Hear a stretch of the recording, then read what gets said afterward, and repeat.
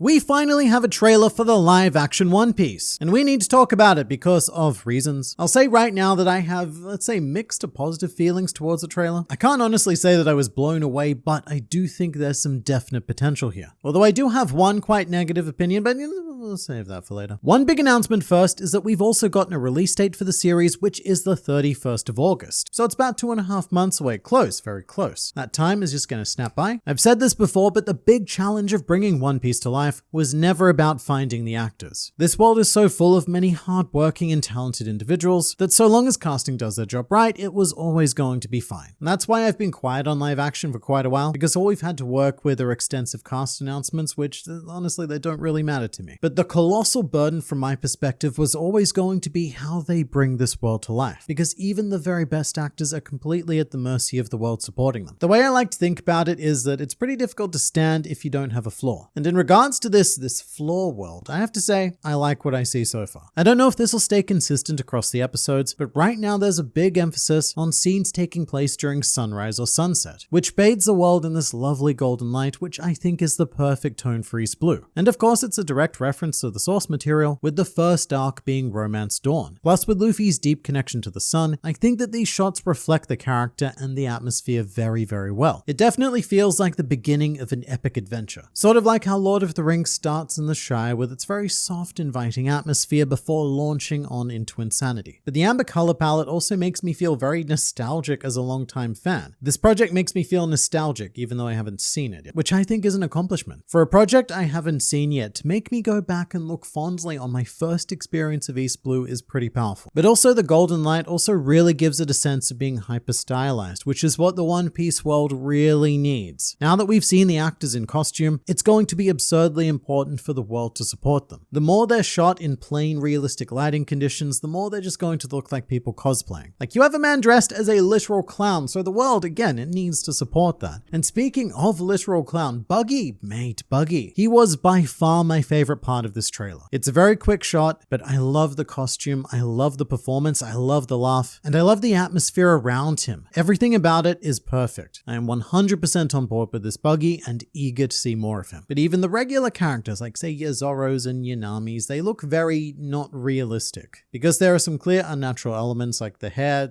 mostly the hair actually. But something I'm very thankful for is that it doesn't look like the live action is going for a naturalistic feel. I think they've made the decision to just abandon reality and have One Piece inhabit its own space, which is quite high risk, high reward. High risk because honestly, look, some people are just not gonna gel with it. In fact, I've seen this comment quite a few times following the trailer, but there's this sense of the show simultaneously looking super expensive but also super cheap. But also the origins of One Piece come from that exact same place. There are many people who never give this series a chance because the art style is deemed to be childish and off-putting. So in many ways, the show seems to be remaining quite true to that. But the big question is, will the content of the world be strong enough to sustain that like it is in the manga? And with that in mind, we do actually get to see some content. We finally get to see some actual acting in this trailer. I will say the trailer is very Luffy heavy with a bit of a side of Nami and Zoro. Not a lot from Usopp and Sanji at this stage, but that's fine for now. And I think I really like Inaki Godoy's Luffy. I say I think because it's hard to hear someone else saying that they'll become the king of the pirates after roughly 2 decades of listening to Mayumi Tanaka say it. But from what we see in the trailer, I think that Inaki is nailing the intense optimism that Luffy embodies. And a lot of it is being done through the eyes. Like, I look at live action Luffy and I feel that adventure lust, which is great. I also like the initial Luffy-Zoro dynamic. Makenyu Zoro seems to be portrayed as a bit of a foil to Luffy, quite a serious no-nonsense character, and I do hope that does get broken down throughout the season, because one of my favorite dynamics in the series is Luffy and Zoro. They're often so similar to the point where they practically share the same brain cell. So the trailer also has some banter between Luffy, Zoro, and Nami, which I have to say is another source of mixed feelings for me. The dialogue doesn't feel very natural to One Piece, at least to me. It was quite jarring to hear Luffy say, what was his line? I'm sensing a little bit of tension amongst the crew. I'm not sure what it is about it. It just doesn't feel like Luffy. I think maybe it might be a bit too wordy. Luffy is generally a lot more simplistic and streamlined, or maybe even a bit too clever for Luffy. But also the thing to consider is that maybe it's right for this Luffy, and it'll feel more natural in the greater context of the show. Because we do have to let the live action be its own thing. If it's just going to be a clone of One Piece in in everything, costume set, dialogue, then there's absolutely no point in doing it. Although the banter section does feel a bit Marvel-ish, I would say. Like, I could see you substituting Luffy, Zoro, and Nami for, say, Iron Man, Thor, and Black Widow, or really any combination of heroes, because the Marvel comedy style can be recycled by the mouths of almost any character. I should say that's not necessarily a bad thing for One Piece, and realistically this project was always going to differ quite radically because it's being catered to an English-speaking audience. So dialogue like that might make this world and these characters more accessible. Two big character revelations we do have is that Usopp will not have his long nose and Sanji will not have his curly eyebrows, both of which I think are fine. I mean, the eyebrow might have worked in this wacky world. There are definitely stranger things that we've seen, but I think that cancelling the nose is a very good decision for live action. But let's talk about a big concern I have, which is CGI. We have two big moments of CGI in the trailer, one of which is the Lord of the Coast, in a scene where you can also see the back of Shanks' head. And I have to say, I was pretty impressed by this. The Lord of the Coast looks big, intimidating, and I think nails the line between realistic and the crazy, wacky cartoon original design. With CGI, it's definitely a lot easier to get away with non-human creatures. There's no sense of uncanny because it's a fictional sea monster, so our imaginations don't scrutinize said fictional sea monster too hard. When it comes to humans though, I find that it's the exact opposite. The trailer ends with Luffy doing the trademark Gum Gum pistol, which looks to be the finishing move on Alvida, and I definitely have mixed feelings on this. When I saw it, I did cringe a little bit because the fist looks pretty obviously fake, and that's with the benefit of darkness as well. It's interesting to note that the Alvida fight scene takes place at night here, and that might be intentional to sort of help the CGI out, or it might just be to break up the atmosphere of the episode because darkness creates drama. But it does make me fear for what the stretching might look like in broad daylight fully exposed. Because from what we've seen here, I'm not convinced that the effects are going to be where we might need them to be for One Piece to work. And this is just Luffy. We've seen absolutely nothing of other fruit users yet. Although, to be fair, there's not that many in East Blue. You got Luffy, Buggy, Alvida and Logtown, and Smoker.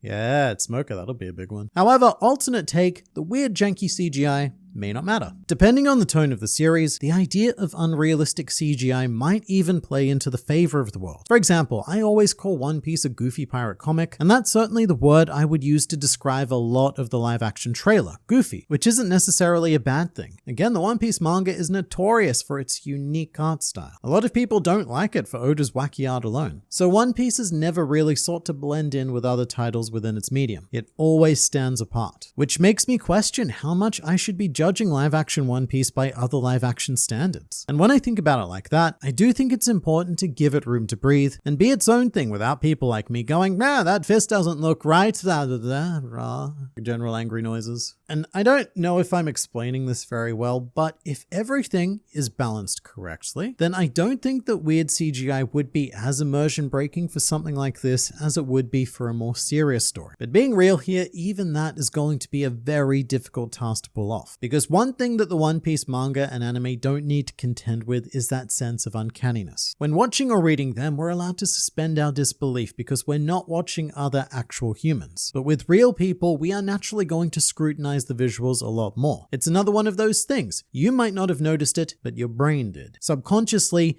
things might look a little off. Now, what we haven't seen any of in this trailer are the peak dramatic moments of East Blue. And I think that for this teaser, they very widely focused on condensing the pure essence of One Piece into 90 seconds, which is a romantic, wacky adventure embarked on by a handful of kids with big dreams. So what we don't see a lot of are flashbacks or major dramatic antagonists like Arlong, who I'm very keen to see keen and nervous. But even lesser antagonists like Captain Kuro and Don Krieg are absent. And they are going to be very, very key to the success or failure of this show. The idea that in such a crazy uncanny world, will we be able to take a CGI fishman or even costumed fishman seriously? Will they be able to blend that wacky with terror? And can this world sustain drama as much as it can propagate action and comedy? Because that is the Triforce of One Piece. And if any of those elements are off, then the whole thing's off. There are some really fun small details in the trailer as well. Like the characters seem to have some outfit changes across the episodes, which are based on Oda's alternate outfit designs on covers or color spreads. There's also a scene with Zoro fighting against someone that I think very few people will recognize, but I am almost 100% certain that this is Mr. 7 from Baroque Works, as in the original Mr. 7 who Zoro killed before he met Luffy. And I think this because a couple of years ago there was an unconfirmed script leak for the first episode of the live action, during which time Zoro had a scene fighting against Mr. 7, which I think is a cool idea, just sprinkling in a nice seed of canon Baroque Works for a potential season 2. Something I love is that behind Zoro in Shellstown, there's a huge dictator portrait of Axe-Hand Morgan, which might take the place of his statue which Luffy destroys, which I also imagine might have been done for production reasons. Build statue, very expensive. Hang portrait, much less expensive. Destroy that instead, for same dramatic effect. It also looks like Nami is present during the Shellstown fight against Morgan and his marines, so that's quite a big departure, and an example of the sort of streamlining that the live action story is going to have to do in order to fit all of East Blue into 8 episodes. 8 hours for all of East Blue, it just isn't quite enough time. So there's quite a bit of it that's probably going to need to be fused or removed. Something very interesting, and this is quite easy to miss in the trailer because it goes by very, very quickly, but we see Garp's ship and a character who looks to be the very Garp himself. And I guess Garp does technically appear in East Blue. We first meet him during the Diary of Kobe Meppo cover story, so I'm very interested to see how they're incorporating him into this, because I think using a big name like Garp is a good idea. But in general, I think that this trailer was another very important step forward for the live action project. While it certainly didn't blow me away, what's important is that it didn't completely fall flat on its face. I get that that's a very pessimistic compliment, but also you need to understand that by this time, most other live action movies or series are done. You see things in motion and you just know that it's going to be terrible. But that's not what happened here. I saw these characters interact in this world, and honestly, it has potential. It could work. And at this stage, with just a 90-second trailer, I really do think that's the best I could have asked for. But I don't care about my opinion, because here's what you think. After the trailer, we have a pretty solid roughly 50% of people sitting in a zone of vague uncertainty, with almost a third in the negative camp, with about a fifth feeling overwhelmingly positive, which I think are actually pretty promising results. We've gone from a place of overwhelmingly negative, doomed to fail, bad Netflix bad. We've gone from that to a general consensus of, all right,